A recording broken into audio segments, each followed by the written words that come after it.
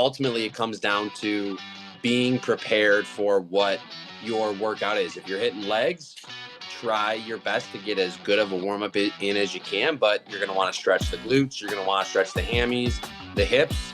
And unfortunately, like, if that's all you have time for, well, that's what you got time for. But if you obviously have time to where you can go through a full, we'll say, active warm up, dynamic mobility, and so on, yeah, that's going to be your best bet.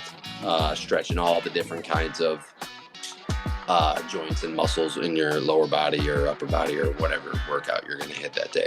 Just like you sharpen your pencil before you go to write an essay or anything in that sense. You got to make sure you take these steps in order to properly prime yourself, to ready yourself for the workout, the strenuous workout ahead. What is this RAM principle? Let's dive in on that.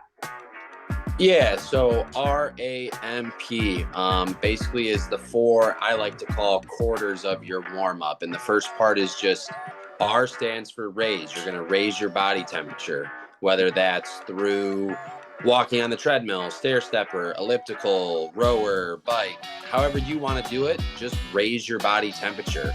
Again, if you're pressed on time, the ramp portion, the raise your body temperature is going to be pretty quick. Maybe it's only a minute, 2 minutes.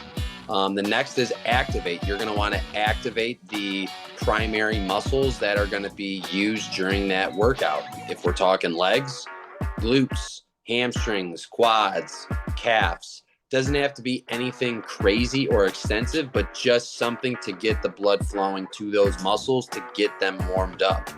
The next M is mobilize. So you're going to want to mobilize those joints.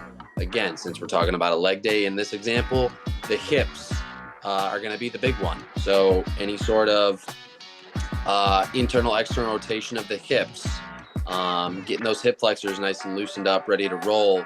Ankle mobility as well. If you know you have stiff ankles, or if you're an athlete and you've suffered a couple ankle sprains throughout the years, ankle mobility might be a limiting factor for your squats. So you're going to want to make sure you take the time to mobilize those specific joints. And then finally, potentiate. Any sort of low extensive plyo, whether it's just light, low box jumps or body weight squats with a little jump at the top. Anything to just kind of excite the nervous system, get your nervous system firing and ready to roll. And then once you've done those four quarters, as I say, now you can go into your, we'll say, your warm-up sets of your squat, your deadlift, or whatever your primary big bang for your buck movement is for that session.